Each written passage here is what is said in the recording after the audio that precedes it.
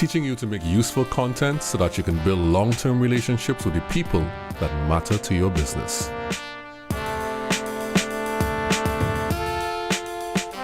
Hello and welcome to Useful Content. And today we have a brand new teacher in our Useful Content classroom, Tamara Mon.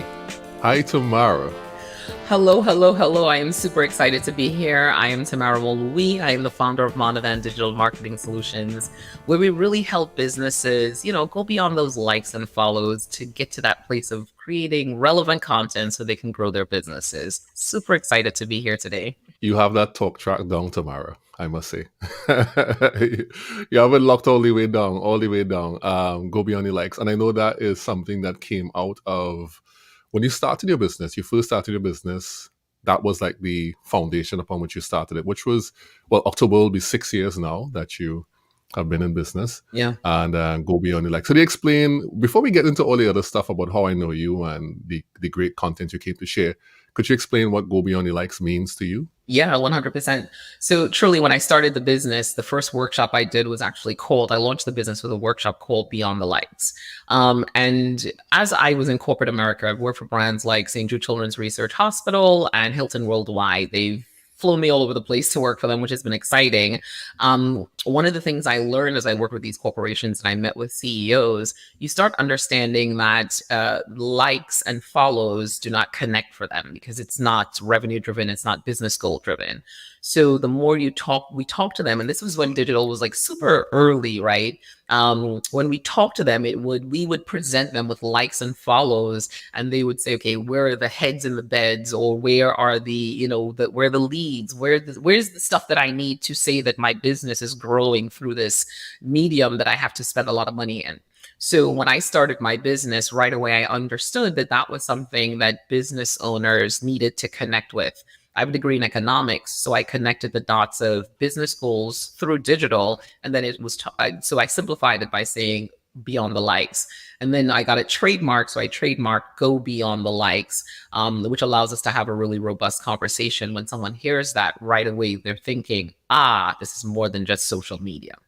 Yeah, and that's so true because I think over the years with digital marketing and with social media, there's only been a whole focus on how far you can reach as opposed to how this thing really impacts the bottom line. And I know you are somebody who is acutely focused on impacting the bottom line of businesses. And that is something that I know you take great pride in as a digital marketer at Monivan Digital. I've known you for a while. I think we met back, I think the exact date was February 27th in 2020, right before the pandemic, where you did the best photo shoot ever. But here's the thing.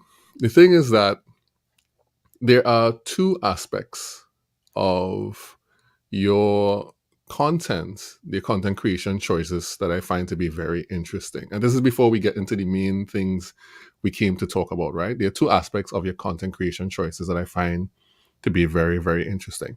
I'll talk about the first one and then I'll talk about the second one right after, right? And so you could have a chance to explain why you do things that way, because I think it's important for us to look at why things are done a particular way and then why it works. So the first thing is that you start in long form content a lot of times. And the interesting thing about that choice is that it's always done live. So I met you and then met you again on Clubhouse, which was a live long format. That was the top 7 digital marketing trends at 7 every morning. And then you're now doing your business in digital, which is also live. Why did you choose to create your content, long form content, from a live video, or at the time was live audio? Why live? So Clubhouse was really the deciding factor on that, right? So Clubhouse allowed us the opportunity to test some things, to test audio out and to test audio content out. And we understood that we were looking to build community. And if you're building community, they listen to the content, and they were listening to the content live, and they stayed for an hour. If they didn't stay, they came back and they listened to it again, or they listened to it after, or they listened to bits and pieces. So on Clubhouse, there was a real opportunity to understand what the community was looking for, the questions, how long they could really be engaged. So we took a lot of the principles of the top 7 digital marketing trends from Clubhouse over to your business in digital, and really understanding that live content is also the easiest content for me to create. I get to put an intro in front of it, I get to put an outro behind it, and then there's no editing. Live content is just the easiest content for us to create. Less editing, less work. And then it's still, again, great for us to be able to move to any other form of content from it. So that makes sense. So you can do something that's long form. You don't have to quote unquote edit unless, of course, you're making repurposing the content. And when you're done. Basically, you're done with the whole thing. But there's another aspect of that live from the days of Clubhouse that has bled over into, or maybe has informed or taught you that you could do live as well, which is that you don't ever do the show alone, right? You have always made a choice to have a co-host or to have somebody you can have the discussions with on the topic that you have come to share about. Why did you make a choice to have co-hosts as opposed to doing it solo? Yeah, no, great question. So the current show, Your Business in Digital, is really built. We are a true small business. So there's a CFO on the show, there's a sales and pricing person on the show, there's an operations person on the show, and there's me, the digital marketer, on the show. So we're able to break down those silos and have the CFO have a conversation about digital and how it impacts the bottom line. Have the sales and pricing person have a great conversation about marketing assisted leads, and then have the operations person talk about how do we actually implement the strategy. So when we talk to businesses, we always find that there are silos between sales, marketing, operations, and finance, right? CFO's like, I don't know what digital does, I'm going to sign off on it. So if we break those silos in our conversation, when business executives and business owners watch the show, they're able to now connect those dots and see that business goal. Because again, we're always trying to go beyond the likes. Having a CFO validates we're going beyond the likes. Having a sales and pricing person validates that we're going beyond the likes. Having an operation person does the same thing. So it really is a holistic view of a business. Oh, okay, I get it now. So you're trying to represent how a small business would have to think about digital if they have to do it for themselves or have you help them with it. Okay, I understand now. So there's no room for any other persons They're who may want to always be a. It's always always- room. There's always room. We bring guests onto the show as well. Recently, we've added a TV nominated video producer who has a segment on the show. So we have opportunities for segments. Yes. I know this, and it's highly structured too. I love that about the show, that it's highly structured. And you've done a really great job with putting the actual show together and keeping it very. One thing about your content creation, you are a master of consistency. Did you got you got 100 episodes on Clubhouse? I think. How many episodes did you eventually do on I Clubhouse? was there consistently for 365 days in a row. 365 days in a row, unheard of in the area of content creation for many people. So I mean, I'm glad you established that platform, that you have experience in digital, in live, in building or consistently building out content and the system supporting that. So let's get a bit into what we came to talk about today. We're going to focus on keywords and moving from keywords to content creation. And I know that that's something that is very close to your heart in a recent time, especially. Could you explain why are keywords important for content creation, and for those who don't know, what exactly are you talking about when you say keywords? I love that. Great question.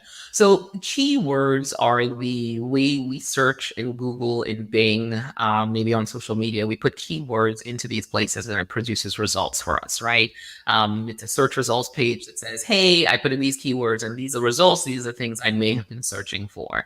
So keywords also establish real estate in search, right? So meaning that it's market share. So each keyword is connected to a certain search volume, meaning that every month, a certain amount of people are searching for these keywords, right? So, for instance, marketing solutions, I believe is searched 480 times on a monthly basis. We now rank for that keyword. I'm not sure, I'll give you the exact keyword, but we rank for that keyword And we want to get 10% of that search volume coming to our website.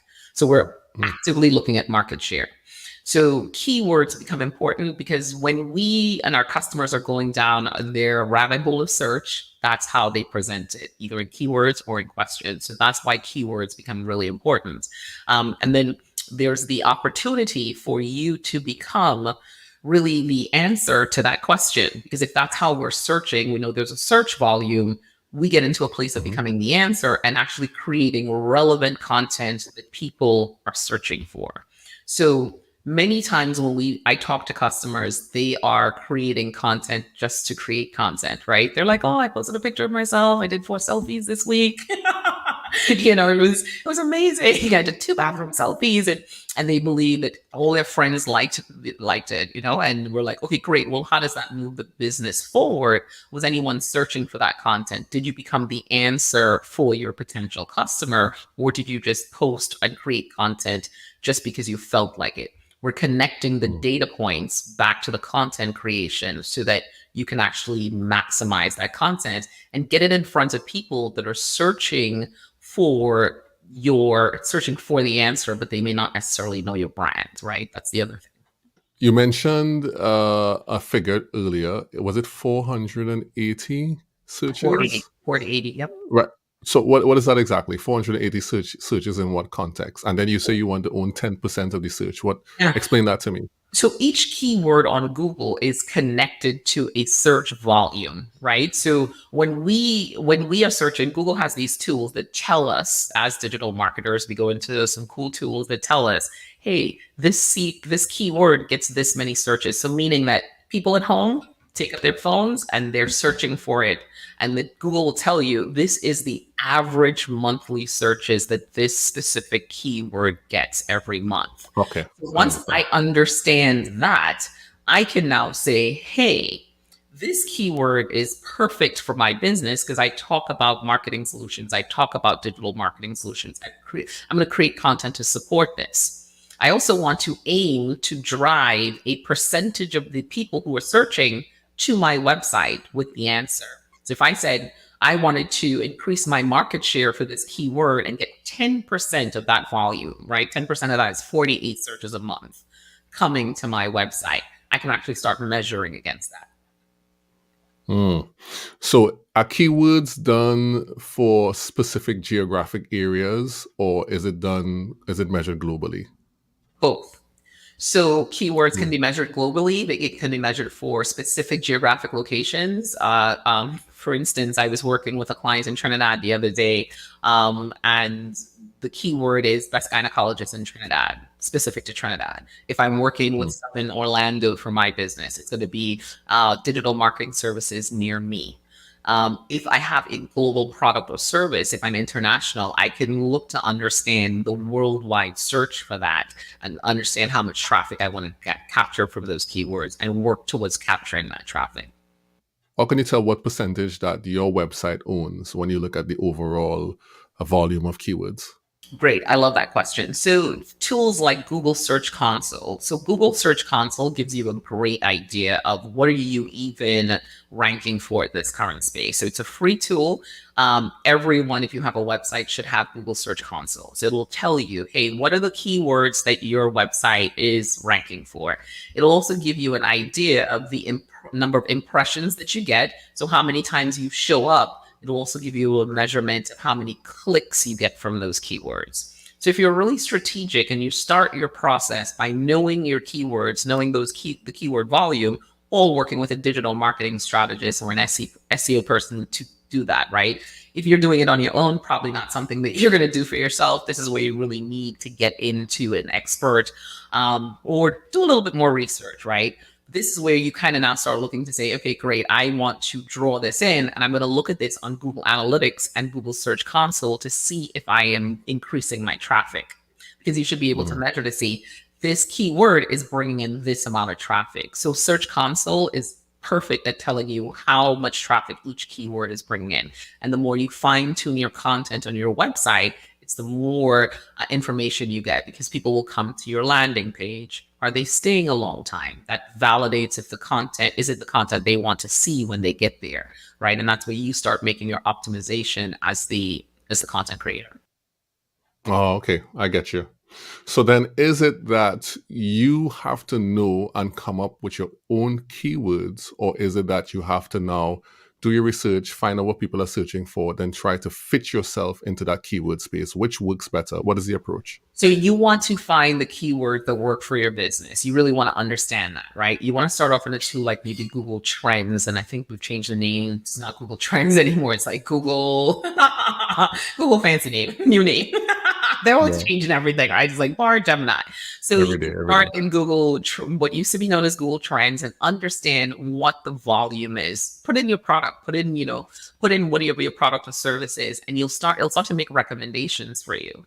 You can go to a tool like SEM Rush. Go in there, put in your URL. It'll tell you what you're ranking for. Sign up for your Google Search Console. It'll tell you that as well. So now you start to determine, are these the right keywords for my business? Does it have the right search volume? When I search, if I put that keyword in there, what shows up for my competitor?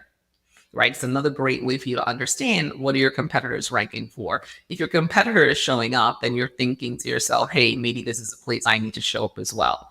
So it's doing more research to really understand, are these the right keywords for me? Does my competitor show up in these spaces? And then how do I start showing up in those spaces? If your competitor is showing up with a blog post, maybe you're showing up with a blog post with video pieces in between and an infographic that they can download, right? You kind of want to push the envelope, because when someone searches, your goal is to become the answer, the most thorough answer, because they still have an Right. offer to go to your competition, right? So you want to keep them in your space, binging your content, moving through your customer journey. Mm. I would think that people have different levels of intent when they search. Some of them might just be browsing, like you go window shopping, and some of them might actually have cash in hand. What they're wanting to buy, they're looking for something specific. So, would the keywords change based on the intent of the person searching? Absolutely. So there are really four intentions when people are searching, right? The first one is they're at the top of their research phase. So if they're at the top of their research phase, what are the digital marketing solutions out there, right? Something like that tells me, looking for digital marketing solutions, they may be at the top of the research phase. So what is the content you produce for that? Then it moves over to commercial and transactional and navigational. So commercial meaning I'm in comparison mode. I'm looking at you, the competition, to make a decision. Navigational meaning that I'm specifically looking for the useful content creation show. I'm looking for Juma. I know the word useful content creation, and that's what I'm looking for. I'm looking for that podcast. And then there's transactional. I'm ready to buy. Near me solutions are usually more transactional intended keywords, right? So there are specific keywords that start at the top of the funnel, and then some of them move to the bottom of the funnel, right? So moving people through that process. Mm, I get you. So, back in the days when we had built, because I, you know, had built several websites for our business when it was the wedding business, and we used to try to rank for specific keywords. Not necessarily, and I know there's a difference between long tail keywords and just standard keywords. And we would always try to think about, well, how would a normal person looking for a service search? What would they say? And then we figured out the sequence of how people search for things. Now, that was very specific to our industry at the time. We knew that people would search for a venue, then search for these service providers, and we knew the sequence. And so, if we could build our content based on the sequence of how people went down the funnel, making a decision as to how they buy, then we can match. And this is not to game the system, but we could create relevant and valuable content based on that particular customer journey and put it on our blog, because we used to blog a lot at that time, and allow for people who are looking for that sequence of things to find us in the appropriate part of the sequence. Is this, and that was way back in the days, that was like, I don't know, 10 years ago. Is that the same way people approach keywords these days, or are there different things that you need to do, or are there any particular things you need to consider, seeing that the search has really changed and SEO has really changed over the past decade? Well, it's still about relevance, right? So what you're doing there is we've just fine-tuned that process, right? It's making that process tighter and tighter and tighter. You want people when they get there to experience the right customer journey. So the keyword now has to become the answer and the customer journey that moves them from, if they're researching, to saying, I want to continue to research with you to get to know you, like you, and trust you. And then each piece of content has to relate to that. It has to say, okay, great, this is the next step. So it's wedding venues, no problem. Then I'm searching for photographers. Then I'm searching for where do I get my dress? And if you become the answer to all those things, sharing all that information with them, they're in a space where when we're binging, when we're in front of our phones and our computers alone at night, right? I always visualize somebody in that space in their bed and they're binging, they're going down the rabbit hole. So each time you are the answer and you have the right answer, then that's when they're like, yes, this is the person I'm going to stay connected with. Build with that person. They mark your page, and then they come back to you. Now you get to check to see, hey, in the analytics, the returning visitor, right? Because that's the person who's spent enough time, and then they came back to say, yeah, I really want to work with this person. Yeah. So I guess you're saying, and this is how we thought about it back then, and I think that it's similar to what's happening now. Our rationale was that the earlier we can be found in the process, the better for us, right?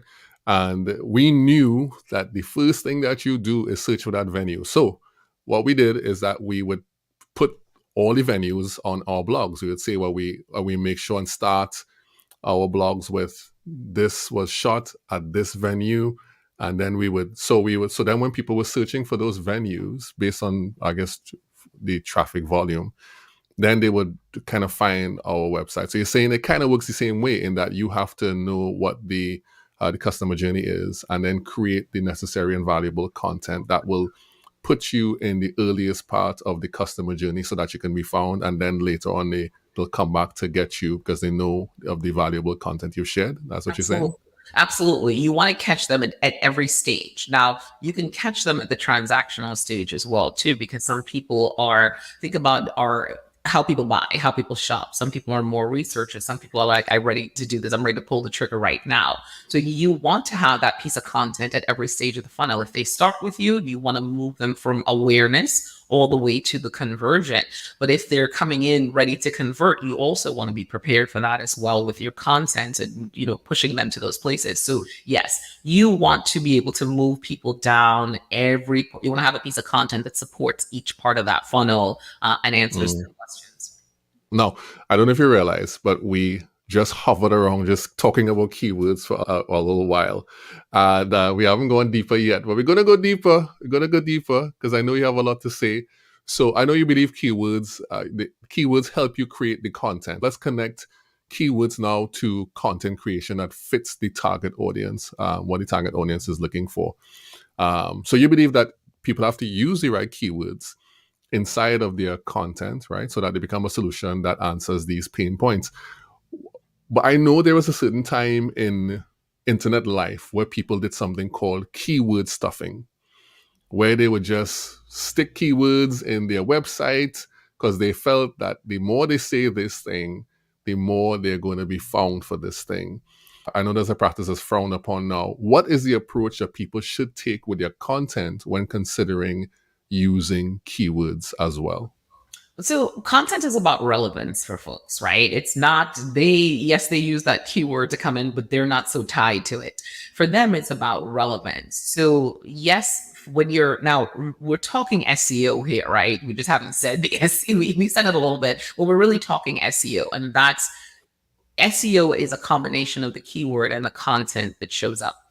So creating relevant personal content, even if you're using AI, is where it matters. What's the story that you're telling? What's the connector? What is the example? What's the testimonial? What's the transformation that happens from that content is what really matters. So you must use the keyword to create relevant content. If you're creating relevant content, it's really hard to keyword stuff.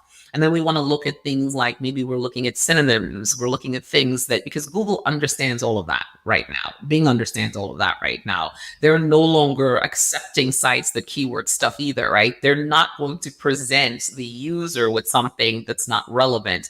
They're going to look each time to say, hey, in these people, as I'm searching these, the little bots are searching, they're going to say, let me present the most relevant content because this has been presented to other people and they've enjoyed this content or, looked at this content. For the last 10 plus years, you cannot keyword stuff. You can, but Google's not going to show that content, right? They're going to be like, okay, cool. Right. This shows up entirely too many times. And we have tools that tell us now when we are overstuffing, maybe unintentionally. So there are tools that you can utilize, right? In the space, I use a tool called SEMrush, and it tells me, hey, you might have the keyword in there like 3 or 4 times. So all those tools really help you to determine, your level of stuffing versus not stuffing, but you should never ever stuff. Right. Stuff keywords, that is, right?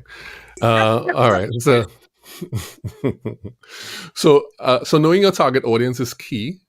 It's very, very key, right? And it makes sense because keywords. So knowing who you serve, your ICP, your ideal clients, and everything. Why is that important when you are thinking about, optimizing your keyword relevance and your SEO? The target audience is the most important thing, right? That is the person who's going to read the content, and that person is going to validate, is this content the right content for me? Am I even hitting the right people? Sometimes we go through the phase of optimizing, right? Because we may digital marketing consultant, for instance. So that's one of the keywords I've been working on ranking for. But when I search, what I'm finding is that people are searching on how to become a digital marketing consultant, not necessarily searching to find a digital marketing consultant, right? So there is the nuance there, right? So now I have a course that I developed where someone can become a digital marketing consultant. So now I can pivot that to showcase that information, right? So that's where that relevance really becomes important, and you understanding the nuances, the competition, what's out there, searching to understand what is in the landscape, what's in that space is really important for you, because you must be aware of your competition and what they're putting out there. So this goes hand in hand with that. Yeah, so I understand. So you looked at what keywords you were turning up for, and you said, okay, well, when people search, you're actually searching for this. And then you created content relevant to what people were searching for, so that your own content would then begin to turn up when they searched. So then you are basically following where the compass is taking you. You're saying, okay, this is what they're searching for. This is relevant to me. So I will kind of construct something that will tie those two things together. And so when they search, they now can find me. Yeah, that's what's happening. Yeah. 100%. That's exactly what it is. Even the podcast we create, keyword to content creation. So every bit of content we create, like my team is now like, what's the keyword? Now we have probably about 10 keywords, 5 core and 5 in between that we can throw in. So we don't have 500 keywords that we're working around. Yeah. These 10 core keywords, we understand the market opportunity with these 10 core keywords. And we're looking to really lean into that and gain market share. So we're really connecting even content creation back to a business conversation, because when we're talking about a business offline, we're usually talking market share. So we're looking at keywords as an opportunity to gain market share or more real estate within search, so that you can now start say, hey, this is how much share of voice or how much market share I have in this keyword in this industry. So there is a whole thing about, I know we said the key the word keyword so much time since we've begun talking, but what is the difference between a single word that somebody's searching for? Because people don't really search for single words, do they? They search for more terms. They search for something that's relevant to them. They might search for a dentist who can do root canals or something like that. They have a human way of approaching it. So when you say keyword, are you talking about specific words, or are you talking about terminologies? And then how can people take whole terminologies and make themselves searchable for it? Absolutely. So both. We're talking about terminologies, questions. We're talking about two or three words at a time. Sometimes it's a single word. A great tool to even begin to understand what people are searching for is called Answer the Public. Another one is Answer Socrates. That's a great tool where you can start to understand on a consistent basis what people are searching for in a space like Google, and it refreshes the information, on a daily basis. So that's sometimes the foundation of understanding what are people searching for to then say, I can create content to support this search. It's not backed by all the keyword data, but it's a great starting point for people to understand what people are thinking about, right? So that's where I'd recommend that someone could start off to get to that place of, hey, is this a question I'm answering? Because sometimes we put, especially for YouTube, right? We're putting the whole question in there. Right? Will my podcast be found? Will blah blah blah. So sometimes that's it. You're answering that specific question, which becomes easier because you can create more content around those questions. People are putting Mm, their pain points in there. The reason we create content is to be the solution, right? So now, if someone is in Google asking the question and you're like, oh, let me adapt my answer to solve for this. So I think understanding the keyword and where you are with your keywords really comes down to the amount of research you use, the tools that you use, and the simplest tool again would be Answer Socrates, Answer the Public. And something more detailed would be something like an SEM Rush that gives you all this information, along with a tool like Google Search Console. So those are really helpful ways to get to how are people searching, and making that data the forefront of your content. Because then what happens is that you're only creating relevant content. You're never creating content that someone isn't searching for, right? And that's the mm, best way for you to be found and for your content to be consumed. Because what we want is we want people to consume our content when they find it, to consume, get to know, like, trust us, and then move to that place of taking a conversion, email address, booking a consultation, any of those things, consuming my content, and then sending me a message to say, hey, I was watching your show, and then tap it, right? So we understand we're creating the right content now because sometimes the other day I got a text message during the show while they were watching it about business because they're now consuming even the live show at different times. And so we're mm, like, yeah, and you start getting the markers. You're like, this works. This makes sense. This is relevant content to them because people are always looking, they want something to, sometimes we find things that don't give us the answer, right? It's like, this is a little convoluted, or then your blog post is so long that they have to get to, so give them the answer. And then they're like, oh, yes, yes, this is what I was thinking. This is what I was thinking. This is what I was thinking. We have to anticipate. And so all of it has to be tied back to that customer journey because that's the most important piece. That target audience is really the piece. You have to move in there and think about, well, how are they feeling? Where are they when I'm not there? I'm not there to talk to them.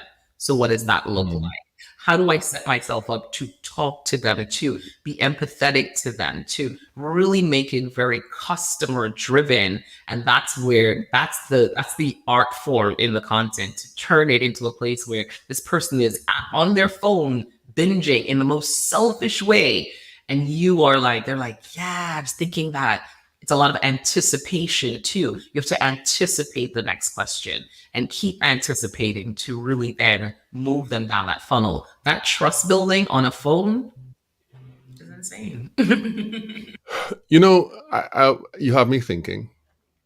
You have me thinking because I'm thinking about the balance between, let's call it creativity and relevance. And there are some people that talk about, well, you create the content you like, right? Now, obviously, that has its own caveats. But then you would find that I've seen people complain about this recently online, where they go to get a recipe. And let's keep it Trini now, right? So because we are Trinis, they go to get a recipe. Let's say for pilau, and for those listening who don't know what pilau is, it's a rice and peas one pot cook up type of food, right? And we make it. It could have different ingredients in it. Let's just suppose somebody wants to make a pot of pilau. Um, when they search and they find the content, the person has like 3 or 4 or 5 paragraphs about the story of the pilau and where it came from, and they front loaded with all of this stuff. And worse yet, if it's a video, they have this whole big story that they have before it, and people are just saying, the pot is on the fire. I just want the answers, right?" And so there is a kind of a dichotomy between doing the thing that is gets to the point and is relevant, and then allowing some flexibility for the personality and the human part of it. How do you reconcile that when people come to you for help, and what how do you strike that balance in between the two things? Yeah, well, the human part is your brand, your message, your voice, the things you bring to it. And so the SEO part, the keyword part is just we know there's search volume for it. So if you're bringing yourself to this business, if you're bringing yourself to this content, you're there. You are becoming the answer to somebody who's searching, who does not know you, who does not necessarily care about all the things that you want to bring. Sometimes as artists or as creatives, we need to be so creative to the point of no return, right? Our creativity is sometimes to our detriment.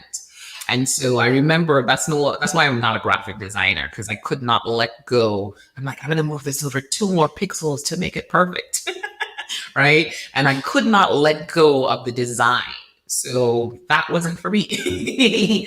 I couldn't, I had to be 100% creative and be emotional about it. Now this is really business. So you determine, do you want to be the answer to your customer, or do you want to be creative if we're looking at it from the business standpoint? And you find ways to give them answers. People are so laser focused. They have no time when they're searching. They're super, super busy. So it's not that they don't want to know more about you. They want their answer. They want that hack. They want that first thing that says, this person, they know exactly what they do. And I use this trick and it worked for me. They gave me that payout recipe in the first 2 seconds. Man, best payout ever. Guess what? Return visitor. Consumption. They're consuming your content. They're coming back. They're like, I know I can get recipes here. You know what? I got these 4 recipes. There's a longer video. The other video that's an hour long. Let me dig into this a little bit more. Oh man, she's really funny. Because now I start getting things. People talk about my content. They're like, your laugh is amazing. They talk about different parts of who I am in my content. So you start showing up. But the goal is to get somebody down a funnel, know, like, trust you, give them a transformation so that they can believe you, and then to continue to talk to them. I believe that when people start, we're positioning our businesses at the very top of the funnel, right? So in that brand awareness stage, I'm like, here's what I do, here's how I do it, here's how I make it happen. But when they get into that funnel, and this is what I tell my customers, it's no longer about me, because that person in my funnel only cares about themselves and they want to know only about their business, this thing. So I am there to serve them and give them those answers. At the top, they're like my testimonials, all the things matter. But in the middle, going down to the end, they're like, is this right for my money? I need to convince my boss about this. We need more conversation. Can we do this? Can we do this? Then. You're not creating, you're a business owner. You're not creating content for yourself. You're creating content to draw in your customers to enhance your business. Yeah, yeah, that's good. It harkens back to something I learned when I was listening to Donald Miller's Business Made Simple, and he was talking about how to give public speeches. And he was saying that when he comes up to speak, that he never introduces himself. He basically gets directly into the content, into helping people, because he said that people don't care about who you are until you help them. And I've taken that, so I don't ever start with my name, even when I speak publicly, or I teach a class. I don't ever start with my name. I don't ever introduce myself. I basically get straight into the value that I can share. So I think I agree with you on that. Yeah. All right. So we've come very far. The last thing we want to talk about today is about repurposing and reusing successful pieces in different formats on other platforms. And I know that's a big part of how people generally should approach content, but how does keywords, or how does SEO apply to repurposing and reusing content? Oh, this is like we've been my team and I have been like, oh my goodness, shout out to the team because they have been in content repurpose mode, which has been awesome. So it applies because now we understand those keywords and now we're looking at clusters of content and we're looking at type of content you like, right? So the video is the first portion. So people like video, amazing. But from a blog standpoint, if you prefer to read, we can now take that and translate that content into a blog. We're using LinkedIn newsletter a little bit more. So we're taking that content and turning it into a LinkedIn newsletter that tells people a little bit more about that.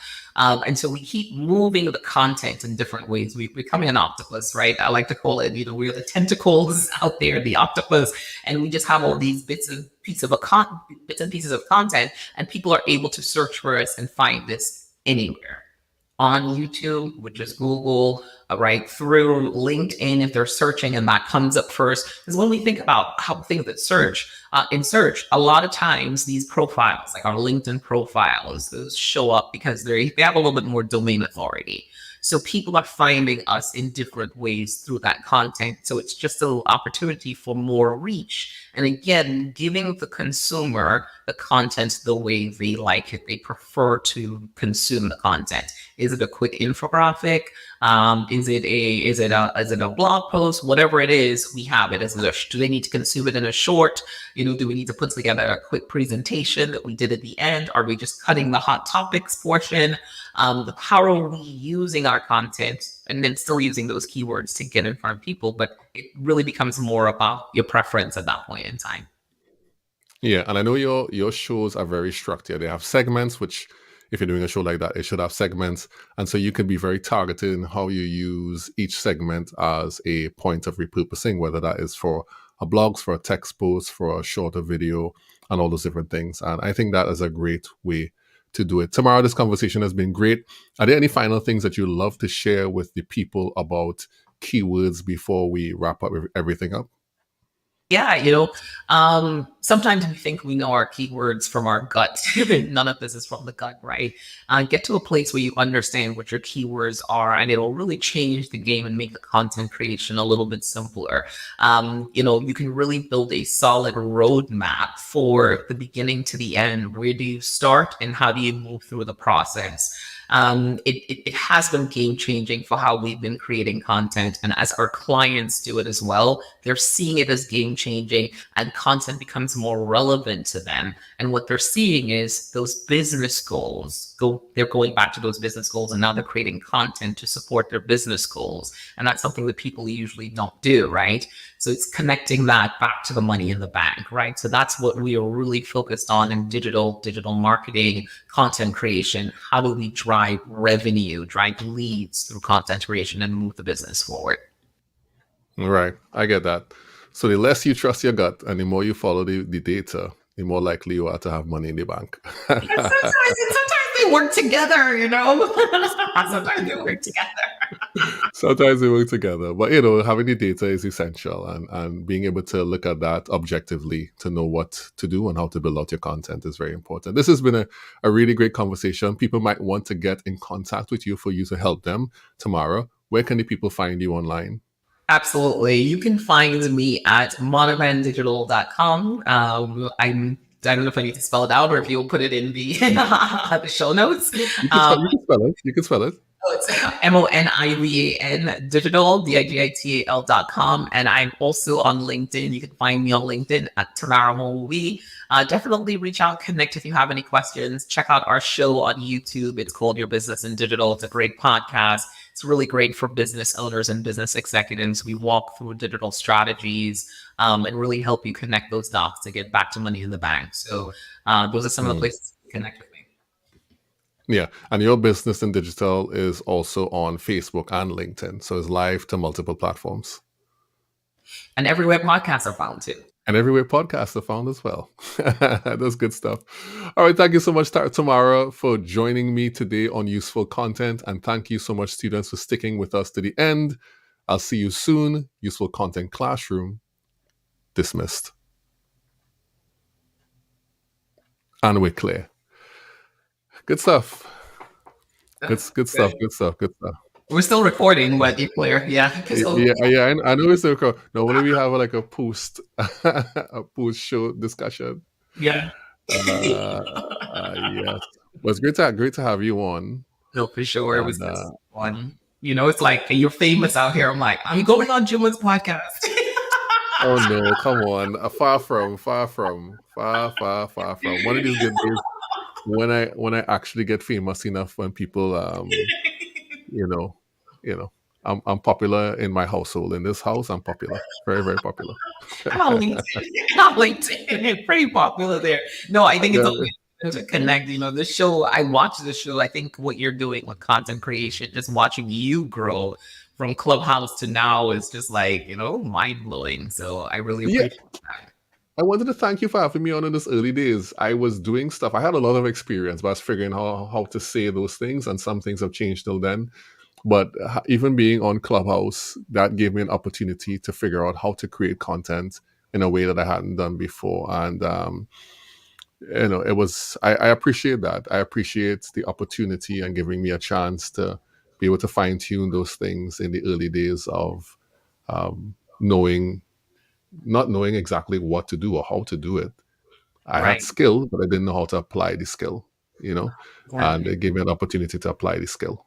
It's good. Yeah. It's good stuff. Thank Appreciate you that. for being on the show. Michelle, Michael, Andrea, all Clubhouse. And it was just everybody testing out their content and just kind of fine tuning it, right? To get to that place of the same talk track you talked about where you're like, you have it down to a science. I'm like, do you need the 15-second version, the 30-second version? Like, I know what I say, throwing in the go beyond the likes. You know, it's the things that are like I really polished and honed in a craft on Clubhouse. You know what I mean? I'm like, Yeah. so it's the same thing with the rest of the team of the show because it's like, yeah, we're doing this now and we understand what it feels Mm, like. And you can just feel the people too, right? There's something about mhm, feeling the people and feeling the pulse of the content move and feeling when they connect with the content, right? mm. There's something there that you're like, there's a connection. So we did this show we did a Hot Topics show on Wednesday, and it was we were talking about Adidas versus Adidas, right? And that Oh, right, the pronunciation. And you know what was crazy to me? How much people after I got off the show were like, I didn't realize it was like Adidas. Because in Trinidad we say Adidas, and in America it's like Adidas. And so I was just like, you watched like 3 people? I was like, y'all watch the show in the morning? So it's just crazy when you start realizing, these things connect. So, you know, and out of everything, what's the transformation and what's the lesson? So that's what we're trying to do in the content, right? There's always a transformation. There's always a lesson learned, even in our hot topics when we're looking at, we did a Rihanna hot topic the other day where she recently went to India and everybody was just like, oh man, she got $8 million. She went to India. And, you know, when we really dug into it, she went to India and the guy she did the wedding for, the singing for his daughter's wedding, he now owns the rights to Sephora in India. So it was a Fenty, it was this big move, right? yeah, So yeah. we took that and we were able to give businesses business lessons out of that. So even our hot topics are, here's how you can take what Rihanna did and look at that and here are your lessons. So we're always trying to find that transformation. A lot of it comes down to methodologies and learning methodologies. I used to work at Pearson Education and I hung out with a lot of former teachers, and they talk about learning methodologies and how people learn. And so this content creation is pretty much like that, right? How do people learn? How do they consume information? And really presenting them with the thing that will have them have that transformation at the end, like, you know? So Yeah. that's kind of where we're going with things. Excellent. It's all good. It's all good. Let me cut the recording off now. The Useful Content Podcast is brought to you and produced by Relate Studios. You can see the work we do on our website at relatestudios.com.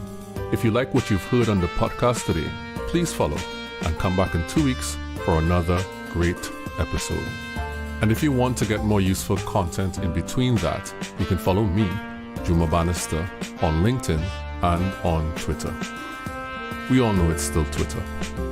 See you soon in the Useful Content Classroom.